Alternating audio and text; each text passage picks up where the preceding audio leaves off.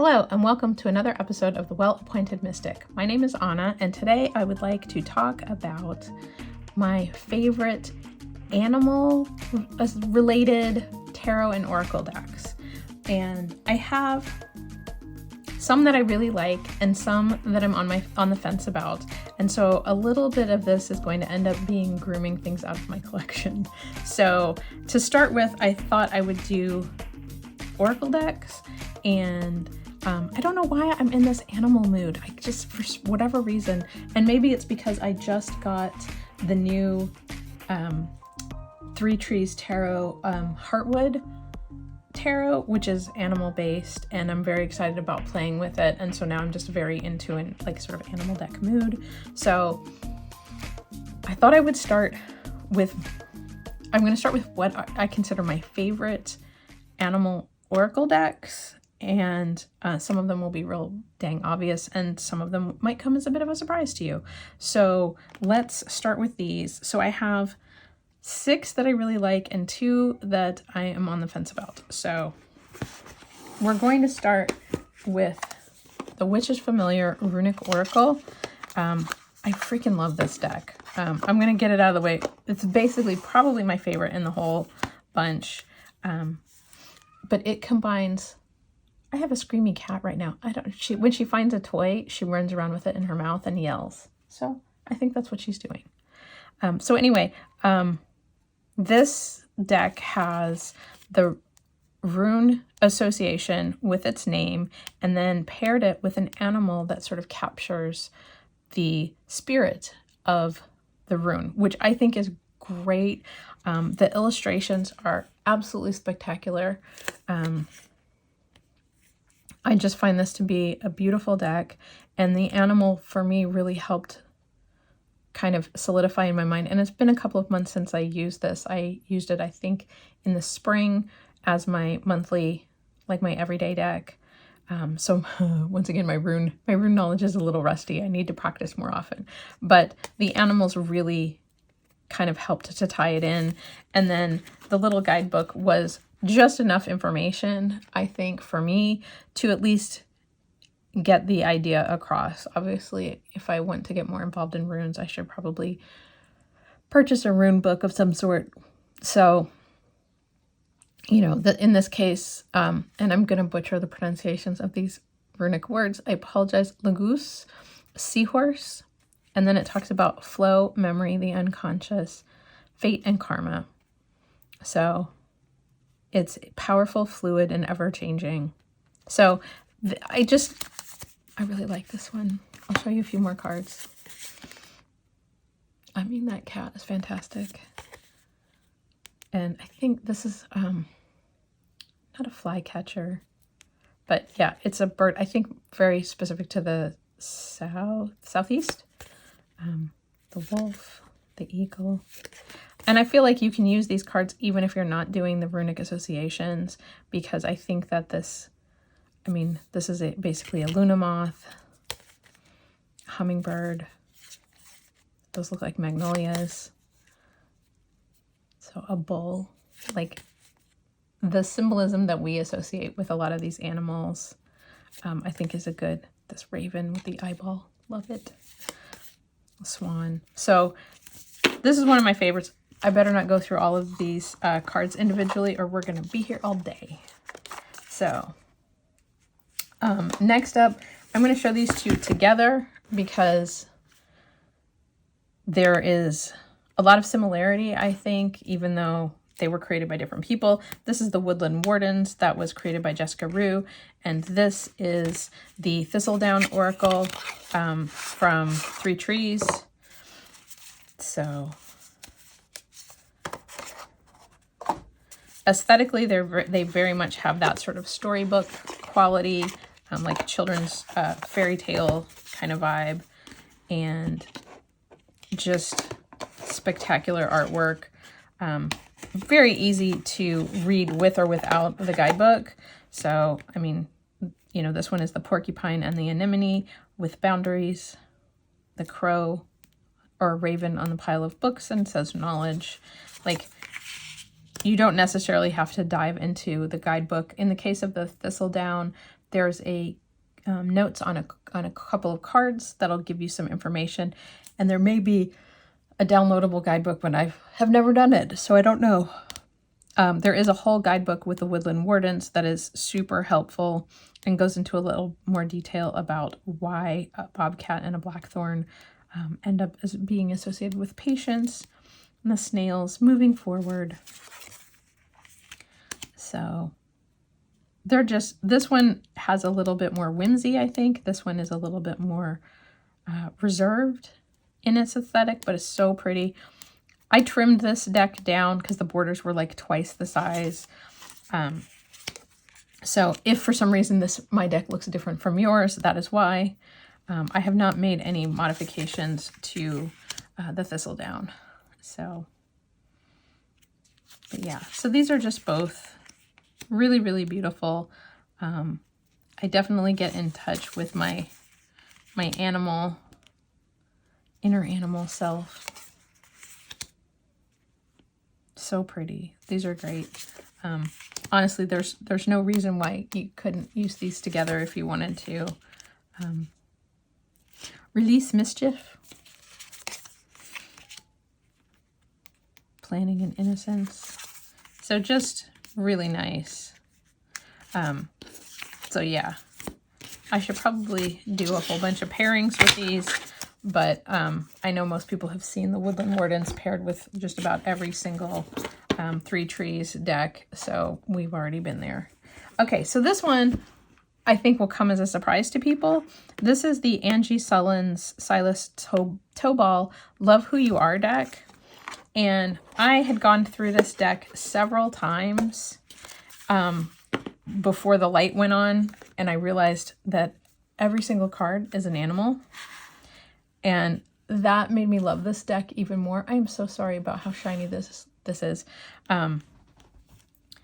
But yeah, so the Porcupine with Tend the Fragile, Defy Gravity, Flaunt It,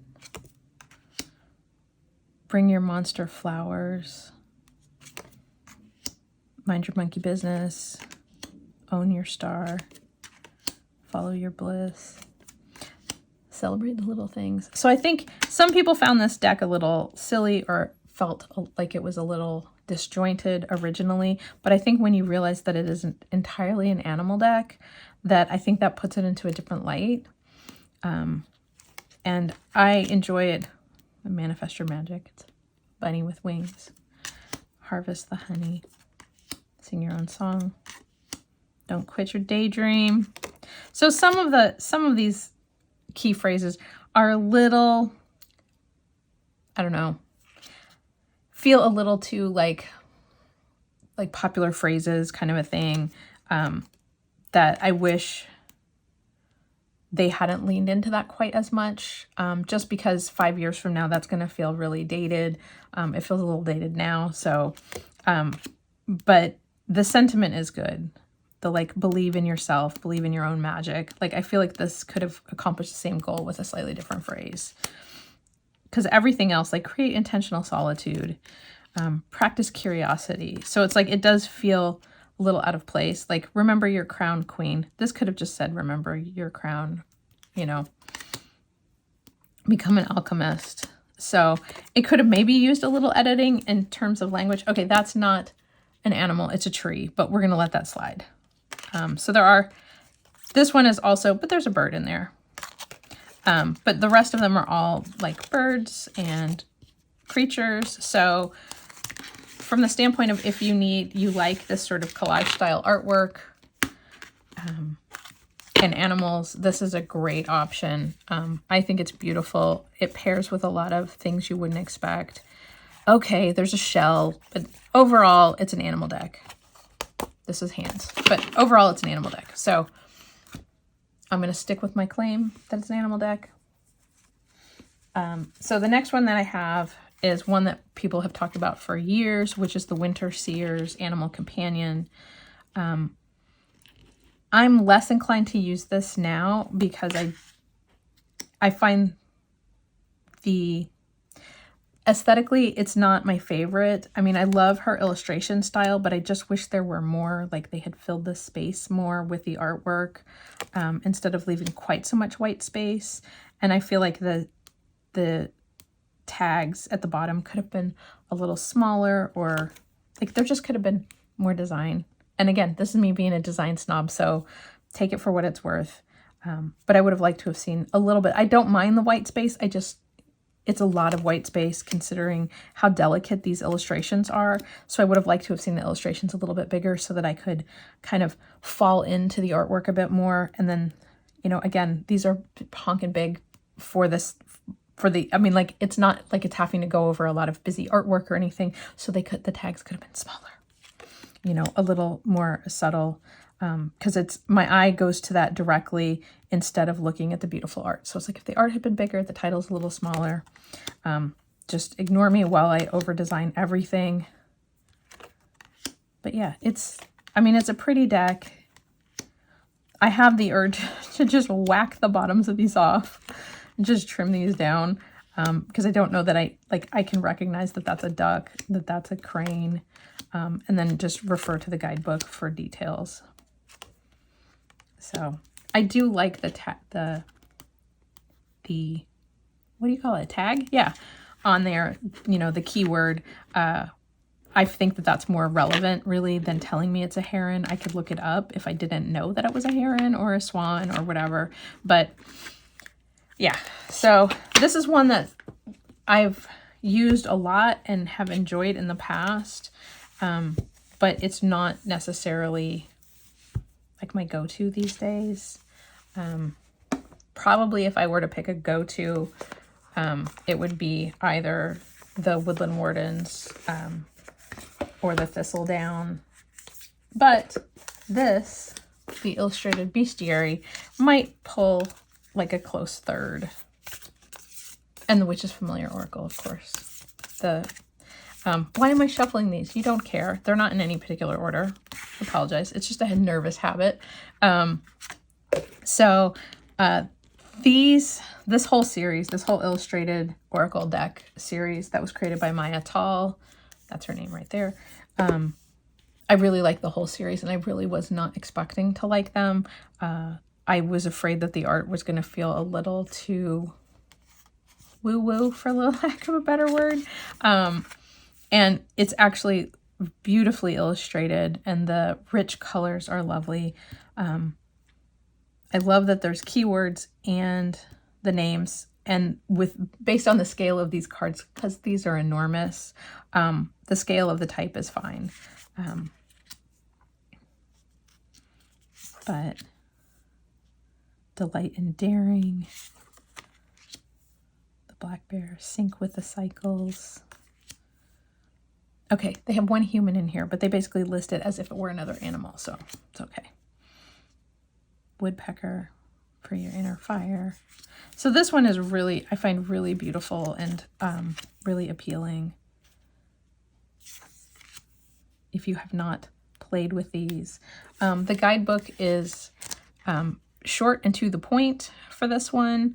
It gives you a little bit of information. And what I find weird is that I think in some instances, what it says across the top here is different. So if we look at this common tortoise,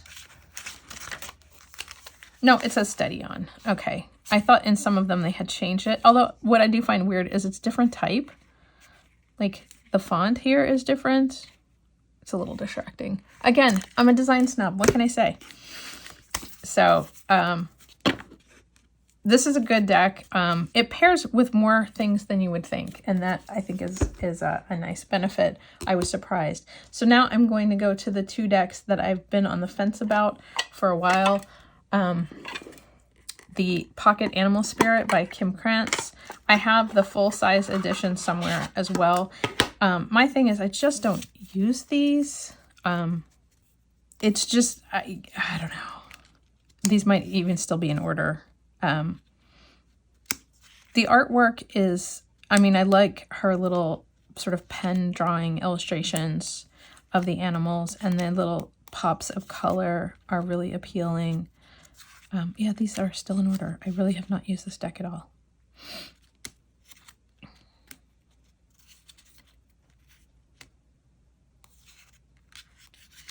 But some of the items, like the black egg, the golden egg, the cosmic egg, are a little, they're esoteric enough that for me, I have to look in the guidebook because I don't really know what the meaning is supposed to be.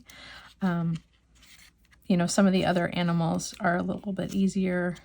They all have an elemental symbol associated with each one.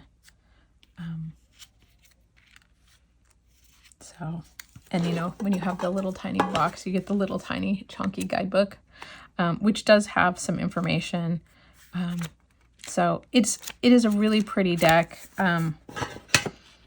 For me, I think part of it is I have trouble pairing this with other things because I think most of my tarot decks have a different aesthetic, sort of a different vibe, but maybe I will give it more of a try in the next couple months and see if I can't get this to work. This little pocket deck isn't going anywhere. It's just not one that I use regularly. The large size deck, I will probably let go of just because I don't really need to have 2 copies of a deck I seldom use. So, and then the last one, and this one is another one where this is the opposite. I only have the full-sized deck of the Spirit Animal Oracle from Colette Baron Reed. But I have wondered if I would get more use if I had the pocket edition, because again, these are those giant Hay House cards. So when you look at these, even next to something that's basically essentially, you know, standard tarot size, it's quite a bit bigger. So, but this deck, I waffle back and forth. The illustrations, they're sort of like photo manipulated, are kind of fun, but every once in a while I'm focused too much on the fact that the badger has a weird thing on its head and less about just this badger. And I don't mind the flowers and the like little elements floating in the background, but sometimes I find that just a tiny bit distracting. It's a little anthropomorphized, you know, I mean, the cat is the same way, where it's just like, it could have just been a cat. So, and because I like the little key phrases, the type makes me want to barf, but that's just me. I just think it's a little overwrought for the titles. But again, that's just me. Like, there's no reason. And it's all the same. Like this I and T thing, it's the same. But anyway, like the eagle has a crown on, and like, I don't know. Does anybody else have this issue? Like, I want to love this deck. I like the keywords, you know, trust in the magic, be at home. Like, I really like those. I do think that they kind of are uplifting and appealing, but some of the artwork just, I waffle. And I thought maybe the mini deck, the artwork would be smaller and less, like I would notice this nonsense a little bit less. I don't know. Am I just being a bitch? I don't mean to be. That is not my intention. I want to love this deck, and I think that's part of the problem. Like, this card is beautiful. Like, the whale one is fantastic, and I don't mind, like, in the case of the buffalo, I do not mind those elements. They feel Native American, and that's okay, since the buffalo is so, you know, is so tied to Native American culture. But maybe, like, I don't know. What do you guys think? What's your stance on the Spirit Animal Oracle? Love, hate, indifferent? So, okay, so those are the Oracle decks. There were, I think, 6 or 8. God, I apologize. That's a lot. So there are only 6 tarot decks, so maybe this will go a little bit faster. Once again, I'm just going to get it out of the way and start with the big daddies. These are the 3 trees. This is the oak, ash, and thorn, and this is the new heartwood, which I did a whole walkthrough on recently. It's such a beautiful deck, and I suppose part of the conversation here will have to be like, what does it pair with? Obviously, these would pair beautifully with this, with the what's this called? Heartwood? Thistledown. So thistledown, heartwood, and oak, ash, and thorn. But But yeah, these are just, like, I love that the cup suit is all squirrels. I'm a big lover of squirrels. This deck is so filled with storytelling, and I think will just be a great fall deck. These are both wonderful. Obviously, this is the mini deck. I apologize. I probably should have said something about that.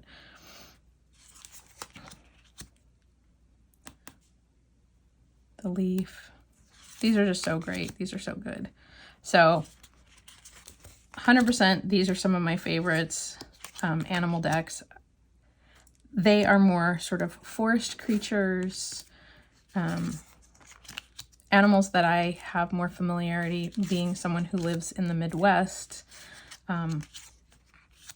We have sort of animals that are quite similar, I think, to what is in England. So, you know, we have mice and squirrels and various birds and occasionally snakes. We're really low on dragons. If someone could please help me out, I'd appreciate that. Owls. I don't see a lot of hedgehogs, but, you know, I can appreciate them. But yeah, so I just think these are a delight. Obviously, I'm sorry, I was not flipping through these, but we've seen some of these earlier. The cardstock is lovely. It's this beautiful matte finish that does not clump. The full-size cards are a little big for my hands because I have munchkin hands, but I just overhand shuffle them and they are fine. So anyway, love these. I love the animal energy in these. I am definitely somebody who sort of grew up with storybook animals. I have a cat sitting up here, speaking of storybook animals, who is playing with my gourds. Did you see? I realize it's only September, but I had to have pumpkins and gourds because I love fall more than anything. Okay, next up, Anima Mundi. This is a beautiful deck, obviously based on the name. So this deck, in some cases in the minors, it's more pippish. She's now playing with a pencil. I apologize for the racket. What are you doing? But there are animals throughout this deck. This is another one that feels hugely storybook, fairy tale-esque. They're so beautiful. I think moving into like October, November, December, any one of these decks will end up being what I am working with for the month, because I do pick a specific deck for each month. The only human I think in this deck is the Devil card. But yes, and I think I did a whole walkthrough on this deck as well. I'll try to remember to put those in the cards. This is such, yes, I compared this deck to another deck. You'll see it in the cards over there somewhere. Please don't hate me for it. So that's the Anima Mundi. That's Megan Wire-Whedon who did that one. So those are my three at the moment, like sort of big, most specific animal related decks. I do not have the Northern Animal Tarot, which I know is a lot of people's favorite. I pulled out a few that are kind of, doesn't get as much attention or a little more obscure. One of them is the Tarot of Tales. This one is another one that feels very storybook-esque. It came out, I think, last year. This is the inner box, so I don't have any of the information about the creators. I apologize. It is a mass market deck, though. And the guidebook is very interesting. It goes into detail about like sort of reading the cards at different levels and for different purposes. It is almost all animals. But one of the things for me is that in a lot of cases, the visual doesn't necessarily align with my interpretation of the cards necessarily. Okay, this might be human, but it's hard to tell. And after seeing the Magician, but there's just some really, I mean, it's definitely a deck that you would have to work with a bit to sort of master. sort of the story. Like this Six of Swords one always confuses me, but I guess not. No, it kind of makes sense. Okay, never mind. Ignore me. The Four of Cups, an axolotl in a bubble. I'm not sure I get it. But I do, you know, it's just like, this is the Eight of Coins, the Eight of Pentacles. Is it just waiting for the redwoods to grow? Is that the story I'm supposed to be getting? You know, the Nine of Pentacles is usually, you know, the woman standing in the garden. She has everything. This is a lot of worker ants building a town. Like, so, I don't know. Am I misreading? Who knows? This one, like the Ten of Coins, though, is great. It's like this table and all these animals are eating the various dishes. So it's very much feels like that like coming together of generations, that kind of thing. Found family. So I don't know. This one is interesting. The artwork is so beautiful, but it is one that I have a bit more trouble reading. It definitely requires a guidebook, and the guidebook is written in such a way that is a little different. It's not just like your meanings and your keywords. It kind of has like, if you're reading it in a relationship, if you're reading it for business, which makes it a little more complicated. Okay, so next up is the Spiritsong Tarot by Paulina Cassidy, or Paulina Faye is what she goes by now. This one, I love her artwork, and I never expected to be someone who would say that. The thing with this deck, and I'm trying to figure out like which the cart, put the cart before the horse, or the egg, all the egg, anyway, metaphor. The thing with this deck is that they changed all of the suits to be different things. So you have crystals, you have acorns, you have shells, and feathers. And it just takes me a minute to remember what they're supposed to be. So feathers is obviously air. Shells are cups. So then I wonder, like, acorns are pentacles? No, crystals are pentacles. So it's just, that's my only stumbling block. And I always have to get the guidebook out because I'm like, wait, what am I looking at? So despite loving this artwork and loving that they're all animals and loving that there's even keywords on here, it says here in the beginning, acorns are fire. They're wands. They symbolize strength and potential. Feathers are air, so similar to swords. Shells are water, and crystals are earth. So I guess if you think crystals as like currency of some sort, stones as currency, maybe that would help remember. My stumbling block is the acorns, which I would always assume is earth because it's a seed, but it's fire. It's unlimited potential. But anyway, so I feel like if I worked with this deck a bit more, that would not be quite the same stumbling block. It does have the symbol here, which if I paid attention might help to get my brain to fire properly. And then there are keywords on each one, which the fact that there's keywords and the symbol, like in this case, fire, that I would have recommended this as a good like second or third deck for someone who's just starting out. But switching all of the suits creates its own challenge. So yes or no, like it's kind of a intermediate deck, I think. But I like the concept. I like the keywords are pretty good. So I feel like if that's what you're looking for, just getting beyond the fact that they've changed all the suits is probably my biggest stumbling block. The animals are lovely. And then I think in the guidebook, they do go into detail a bit. So like using this example of the chariot. Charging towards his destination, the rhinoceros meets conflict head-on, yet discovers new solutions along the way. Refusing to be sidetracked by obstacles, he determinedly takes on a challenge so that he may go onward and upward. So there seems to be very clear rationale behind the animals chosen. So I do think that that is nice. Her artwork is so whimsical and full of these lovely little details that you can spend some time sort of sinking into.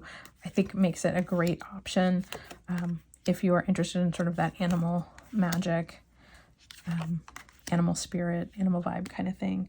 So that is my fourth deck. 2, 3, 4. Yes. And then my last one is, so my last deck is the Arcanis Animal Tarot, and this was a Hay House deck, so the cards were the same size as the Spirit Animal Oracle, so ginormous cards, and I trimmed them down so they are now itty bitty. They actually are about the same length almost as the mini version of Oak, Ash, and Thorn, and about the width of a standard playing card, which helped a good deal. And I didn't feel terrible about doing that because I did get this deck on sale through one of the Hay House sales a year or so ago, probably about the time it came out.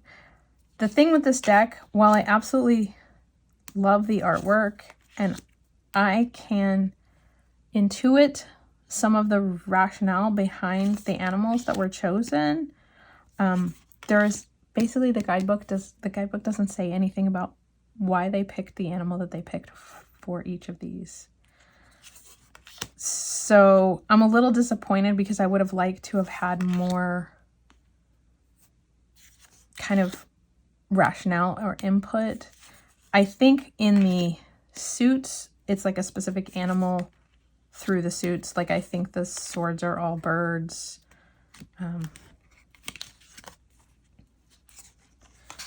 No, maybe I'm wrong. I thought, yeah, the pentacles look all like dogs. The swords are all birds. So there's a little bit of consistency. The cups are cats? I don't know. So I keep messing around with this deck and wanting to get to where I really appreciate it. But it's the one that I'm having the most issue with. The wands I thought were all dragons. Cats, dogs, dragons, and birds? I don't know. It's a little weird. It seems like that's what it is. And then, so it's like, why are cats cups? The center of emotion? Because no cat I know particularly likes water. So, I don't know. And emotions? I'd give that more to dogs, but dogs are man's best friend. So, I don't know. So, yeah. So this one, I think, of all of the animal decks that I have, this is probably the one that's closest to the chopping block. Just because I really, as much as I enjoy the artwork, I really wished that it had focused more on the why of each animal, or that the animals were chosen specifically to represent something about the emotion or energy of that particular card. The Spiritsong, as much as I love the artwork, I stumble a little bit with the change in the suits. I feel like it was like just the theme of the animals was enough to carry this. They didn't need to change the suits because they really don't appear in, I guess a little bit the crystals and stuff do. But anyway, neither here nor there. I do like it, and I don't think that the Spiritsong is going to go anywhere. The Anima Mundi, love, love, love. The Tarot of Tales, I do like, but is probably, because it's more difficult to use, I don't know that it's going anywhere. I just need to find, I need to spend like a deep dive sort of time period with it to see if we jive in the way that I think we will. And then of course the Three Trees Tarot decks are, you know, they have forever homes here. They've got the Oak, Ash, and Thorn, and the new Heartwood. Oh, that's the back. You know, I feel like I never even showed the backs of these. The backs are the little mouse on the heartwood. So lovely. So yes, so we have 6 tarot, and there was maybe 8 of the oracle decks. Are you fond of animal decks? I like animal decks because anyone can see themselves in any animal. Like, you can have your snaky moments. Maybe you're shedding your past. Maybe you've been a little sneaky. You know, you can imagine yourself as a bird, whether that's you know, needing to take, you know, freedom, being able to fly, being able to, you know, be nocturnal like an owl, or, you know, all of those types of things and the associations that we have with those animals. So I feel like it takes a lot of the issues that people have with decks not having enough representation. Like, we can all be a duck, we can all be a whale, you know, like we all have those moments in our lives where we can relate to those animals. We've all watched movies where we got emotionally attached to a particular animal in a story that we saw as a child. So I feel like those are reasons why I tend to lean towards animal decks. Also, I really like animals, so there's that. I'm looking forward to working with these decks more, particularly moving into the winter months. I always feel like that's a good time for sort of getting in touch with your inner animal. In the spring, it's always the floral decks and the herbal decks and things like that that attract me. I am babbling and I apologize. Thank you so much for watching this video. I will be back soon. Thank you. Bye.